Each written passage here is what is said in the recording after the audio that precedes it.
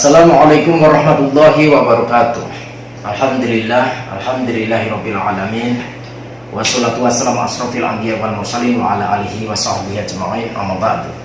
Salam bahagia untuk sahabat-sahabatku GNS, salam bahagia untuk sahabat-sahabatku PCLN pada pekan Cakra Lodaya Nusantara dimanapun berada yang dirahmati Allah, yang tentunya insya Allah dimuliakan Allah Subhanahu wa ta'ala. Amin Allahumma amin. Alhamdulillah sahabat-sahabat, kita semua dipertemukan kembali di video kali ini, di konten kali ini dalam keadaan sehat, yang insya Allah dalam keadaan bahagia dunia dan akhirat. Dan semoga sahabat-sahabat kita semua terpilih menjadi hamba-hamba Allah yang luar biasa dan tentunya yang dicintai Allah, yang tentunya dicintai oleh baginda Rasulullah SAW. Dengan adanya sholawat, itu tanda bukti dari minimal kecintaan kita kepada Nabi Muhammad SAW. Kalaupun kita semua mengaku mencintai Rasulullah, maka minimal kita melakukan sunnah-sunnahnya dan melakukan istiqomah, melantunkan syair ataupun sholawat terhadap kecintaan kita kepada Rasulullah SAW. Semoga hati kita selalu terukir asma-asma Allah dan terukir sholawat-sholawat Rasulullah. Insya Allah kita akan selamat di manapun kita berada. Tentunya sahabat-sahabat, pertemuan kali ini seperti biasanya, ciri khas saya adalah melantunkan sholawat dan tentunya doa liqomsatun. Bismillahirrahmanirrahim. Saya mengajak sahabat-sahabat untuk sholawat bareng-bareng ya. Bismillahirrahmanirrahim. Allahumma sholli ala sayyidina Muhammad wa ala ali sayyidina Muhammad. Liqomsatun utufi biha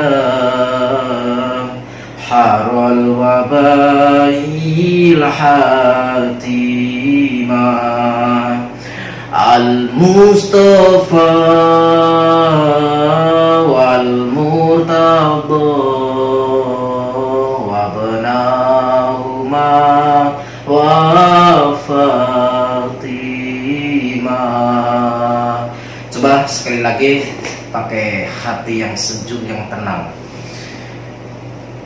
Tuh, 2, 3, bareng-bareng ya sahabat-sahabat. Liqomsatun utufi biha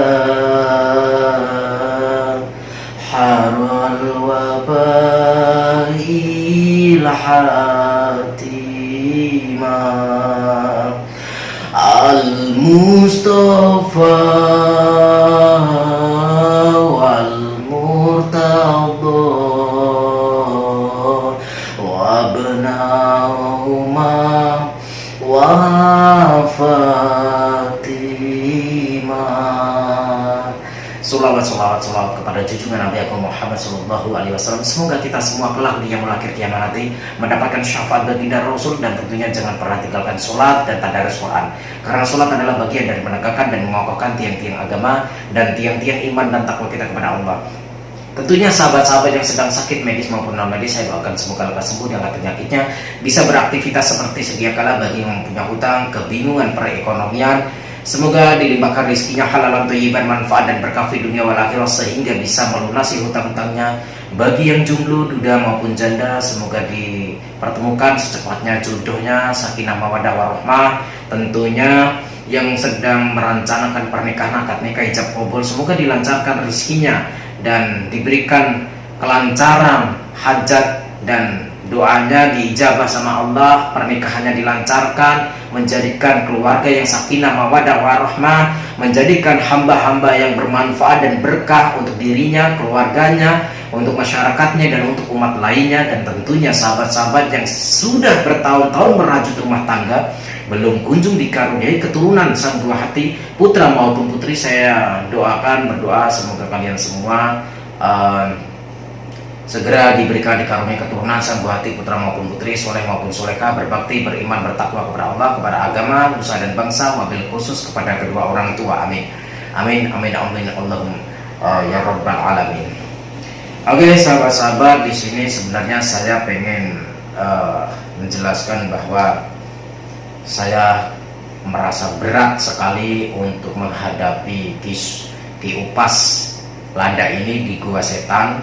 Gua Setan itu saya yang memberikan nama Gua Setan, karena Ki Upas Landa ini sebenarnya bukan dukun santet, bukan. Dia hanya seorang bertapa yang selama 13 tahun, dan memang luar biasa. Saya mengakui kemampuannya di atas rata-rata. Selama ini ratusan dukun yang saya hadapi, luar biasa. Saya baru menemukan lawan yang benar-benar sepadan, lawan yang benar-benar luar biasa. Pengalaman yang saya dapatkan setelah saya bertemu dengan Ki Upas Landa ini, di mana pengalaman itu saya mengambil yaitu adalah kebaikan. Ternyata Ki Upas Landa tidak membunuhku, tidak melukai aku secara parah. Akan tetapi Ki Upas Landa masih memberikan kesempatan kepadaku, walaupun dia itu sebenarnya tahu ada sesuatu yang saya sembunyikan, dan sesuatu yang saya sembunyikan itu selama ini belum pernah saya keluarkan, yaitu ada ilmu. Itu ilmu Jawa. Ilmu Jawa yang ilmu Jawa yang tua, yang sudah sepuh, yang sudah sangat tua. Biasanya saya menggunakan ilmu itu hanya untuk menangani tamu-tamu atau pasien-pasien saya yang kena sihir, santet, telo, ataupun sakit medis maupun non medis. Itu baru saya baca dengan secara siri atau sir, dengan cara pelan saya mengucapkannya, tidak pernah saya lantangkan. Tapi untuk melawan kemusyrikan ataupun dukun belum pernah saya keluarkan. Kenapa? Karena saya rasa saya akan mengeluarkan itu dikala memang sudah mentok ya. Kalau sudah mentok baru saya keluarkan. Jadi sahabat-sahabat, saya hanya minta doanya kepada sahabat-sahabat. Tentunya saya mengaku kalah, mengaku dan mengakui kemampuannya Ki Upas Landa itu di atas rata-rata dan sangat luar biasa. Saya rasa kalaupun saya, Mamas Karyo, Gus Idris, Sapulidi, Kang Ujang Bustomi, Master Limbat bersatu, mohon maaf, saya bukan menyepelekan, akan tetapi baru akan merasakan lawan yang sesungguhnya, yaitu Ki Upas Landa. Ki Upas Landa kemampuannya setara dengan, kalau saya rasakan itu setara dengan 300 dukun santet. 300 dukun santet itu setara dengan kemampuannya Ki Upas Landa. Bayangkan saja, seandainya kita serentak langsung melawan 300 dukun santet bareng-bareng, mungkin kita kewalahan. Tapi kalau cuma 1 dukun santet, 2 dukun santet, 5 dukun santet, saya rasa masih bisa diatasi. Tapi kalau sudah bersatu 300 dukun ini, saya rasa kita akan kalah, karena fisik kita melemah, tenaga kita melemah. Begitu pula dengan dikala kita menghadapi Ki Upas Landa, nggak tahu kenapa dikala sudah di hadapan, kekuatan kita melemah. Apakah itu karena guanya atau bagaimana? Saya rasa bukan. Gua itu benda mati. Kalaupun terdapat energi kekuatan, itu bukan dari guanya, tapi itu dari sumbernya itu dari dalam dirinya Ki Upas Landa ini, yang sehingga memancarkan kekuatan-kekuatan tersebut terpancar dan menghantam energi-energi saya. Saya mengaku kalah. Untuk Ki Upas Landa mungkin tidak menonton video ini, karena Ki Upas Landa nggak ngerti HP. Nah, saya berharap Ki Upas Landa itu bisa sadar dan bisa tobat dan bisa bersatu sama saya, menjadi teman saya, menjadi sahabat saya, karena kemampuannya yang sangat luar biasa bisa menemani saya untuk melawan kemusyrikan, kesesatan dukun-dukun santet di muka bumi ini, terutama di Nusantara ini. Jadi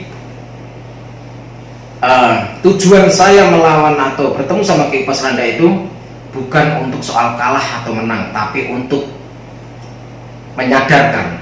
Dan ternyata memang kemampuannya Ki Upas Landa luar biasa, dan saya selidiki ternyata Ki Upas Landa itu bukan dukun santet, yang artinya masih bisa saya memiliki kesempatan untuk berteman, berkawan sama dia. Apakah salah saya berteman sama dia? Karena menurut saya bisa memanfaatkan kekuatannya untuk melawan kemusyrikan, kesesatan, kejahatan, kesyirikan, dukun-dukun santet di muka bumi ini, terutama di Nusantara ini. Nah, coba sahabat-sahabat setuju nggak? Coba setuju nggak? Kalau setuju, coba komentar di kolom komentar. Saya pengen bersahabat sama Ki Upas Landa. Saya pengen bersahabat sama Ki Upas Landa, dan tentunya saya mengakui kalah saat ini. Saat ini saya mengaku kalah. Terima kasih Ki Upas Landa. Kalaupun nanti suatu saat Anda menonton video saya ini, entah kapan, tahun berapa, saya tidak tahu. Terima kasih Ki Upas Landa telah memberikan pelajaran buat saya bahwa ternyata sampean bisa mengimbangi saya.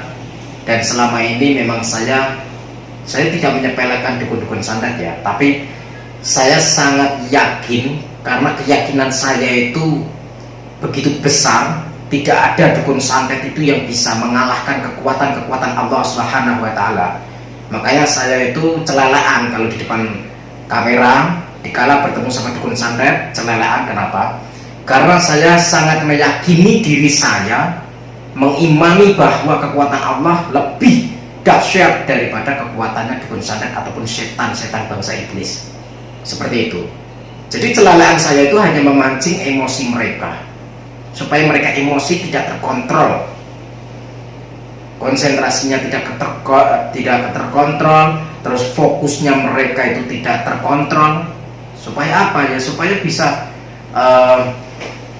supaya saya bisa mengalahkan mereka dengan mudah. Itu. Jadi saya mengaku kalah, tapi saya tidak akan mundur. Tetap saya nanti malam akan berangkat, dan nanti malam insya Allah akan saya selesaikan. Insya Allah akan saya selesaikan misi saya ini untuk menyadarkan Ki Upas Landa. Malam ini insya Allah, bismillah, doakan saya semoga berakhir pertemuan saya dengan Ki Upas Landa. Nggak tahu nanti dengan cara apa. Semoga saya tidak lemah malam ini, karena sebenarnya hari ini saya lagi riadoh.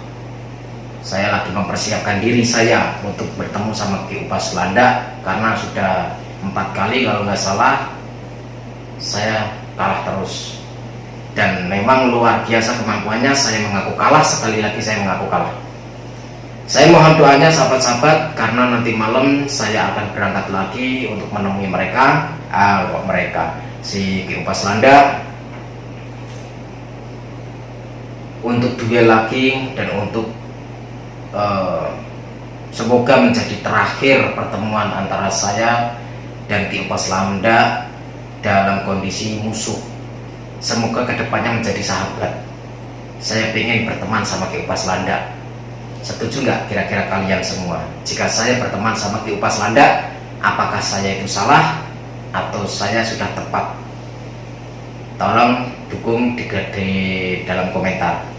Semoga kalian semua bahagia dan diberikan keselamatan zahir batin, dunia dan akhiratnya. Semoga kalian selamat terus, sukses terus, bahagia terus. Tentunya saya tidak bisa berkata apa-apa, saya pokoknya cuma bisa mengatakan terima kasih. Dan tentunya terima kasih. Saya tutup, cukup sekian dari saya. Wassalamualaikum warahmatullahi wabarakatuh. Salam putar tasbih, waco, sholawat.